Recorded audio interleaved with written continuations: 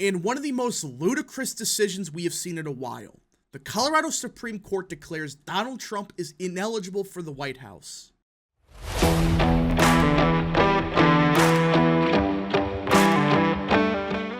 What is up, people of the internet? It is me, Real American, back in with a new video, and today it is time to talk about the chaos that is unfolding in the state of Colorado.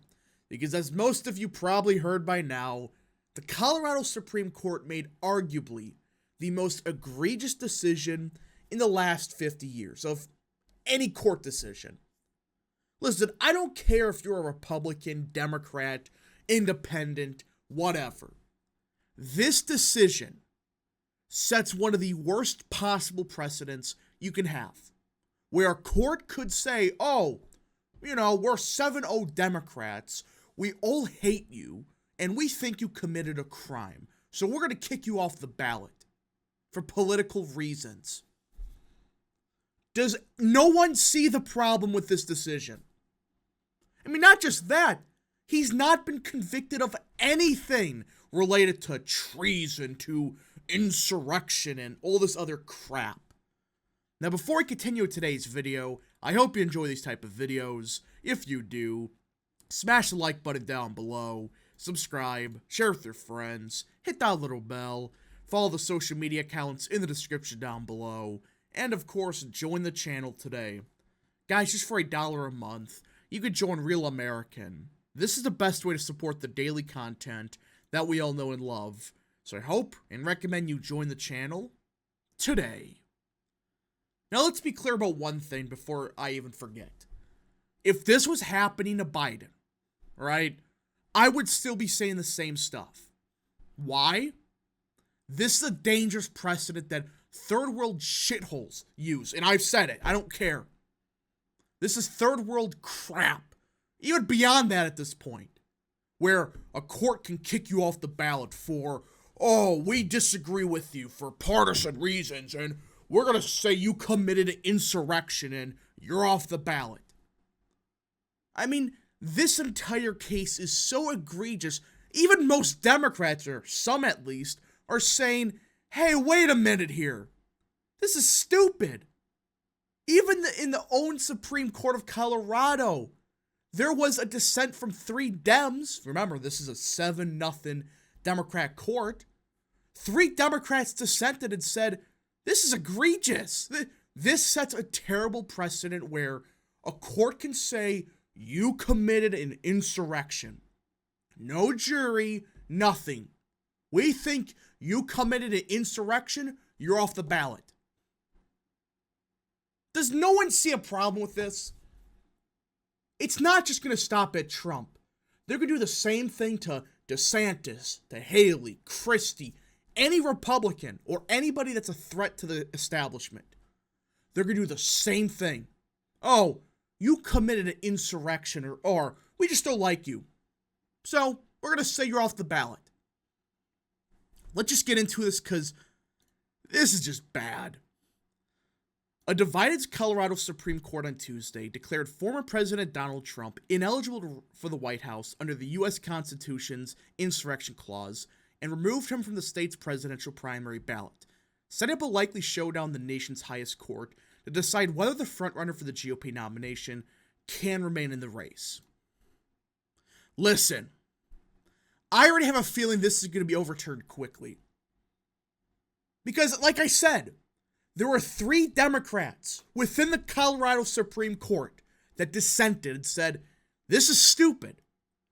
This entire legal argument is bullcrap. And it sets a precedent where, like I said, a court can just say, oh, we don't like you, so you're off the ballot. That's the problem here. There's a reason a lot of leftists that are, lawyers and stuff, they're all freaking out saying, hey, wait, hold on. What are we doing here?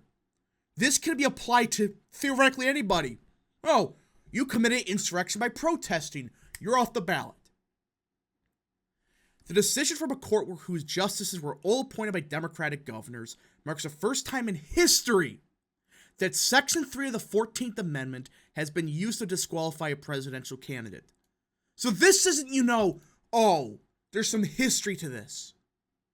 There's been no precedent to disqualify a presidential candidate for the 14th Amendment. Listen, the 14th Amendment has been abused to holy hell and back. Every decision lately, it's been 14th Amendment, 14th Amendment. When you read the 14th Amendment, it doesn't even talk about, the presidential candidate that he's disqualified. It doesn't. The clause talks about senators, congressmen, all of that, but it doesn't explicitly say the president. Not only that, but there's an argument they made that that clause was only meant for former Confederates. They were meant for those that, broke their oath to the United States of America. There were several congressmen that flipped to the CSA, the Confederacy. That's what that was about. They're saying, oh, this applies to this case, when in reality it doesn't. A majority of the court holds that Trump is disqualified from holding the office of president under Section 3 of the 14th Amendment, the court wrote in its 4-3 decision. Colorado's highest court overturned a ruling from a district judge who found that Trump incited insurrection for his role in January 6, 2021, attack on the Capitol, but said he could not be barred from the ballot because it was unclear that the provision was intended to cover the presidency. Because it wasn't! Even if it's covered under the presidency, he hasn't been convicted yet. There's been no conviction of him being an insurrectionist. None. Hell, I don't think he's even been indicted for it. So, what are we doing here? What are we trying to accomplish here? You know what this is really about? You know what this is? The truth to this? They're scared that Trump can win. That's what this is about. This is about democracy. Because if he's such a threat to America, just beat him. Just beat him at the ballot box. But guess what? They know they can't. So that's this entire shit show that they're starting is because they're afraid he's going to win. The court stayed its decision until January 4th or until the U.S. Supreme Court rules on the case. Colorado officials say the issue must be settled by January 5th, the deadline for the state to print its presidential primary ballots. So, yeah. Even then, it doesn't even seem like it's going to withstand appeal. Because I doubt the Supreme Court's going to say, oh yeah, this is a good idea. I don't care what leftists say on Twitter. I think it's going to be like 7-2 or maybe 8-1 the Supreme Court. I don't know for certain, but there's a possibility of it when 3 Dems in Colorado, they dissented. Because even though, yeah, they're partisan Dems, even they admit, this is stupid. This sets a precedent that could backfire badly. We do not reach these conclusions lightly, wrote the court's majority. Oh, bull crap.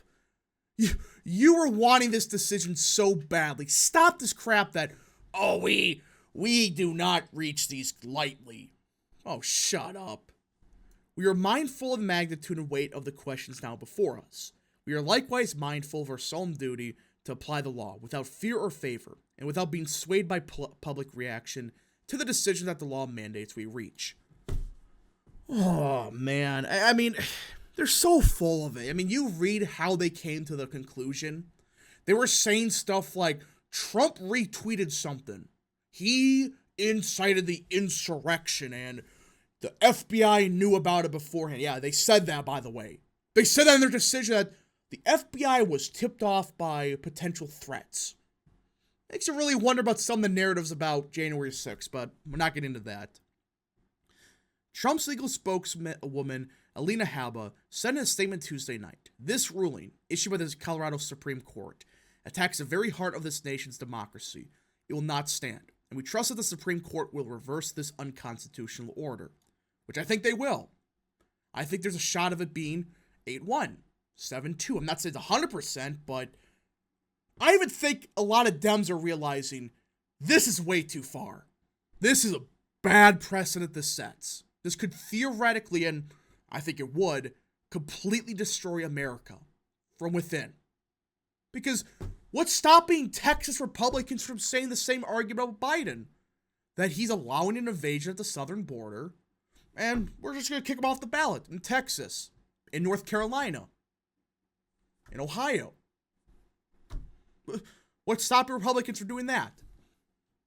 And also, this kind of defeats the purpose of the popular vote.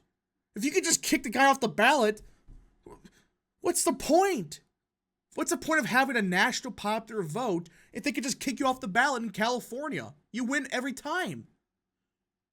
I mean, it's getting so bad that there's leftists on Twitter defending the South from kicking Lincoln off the ballot. They're saying there's precedent to this. You're citing the South right before the Civil War?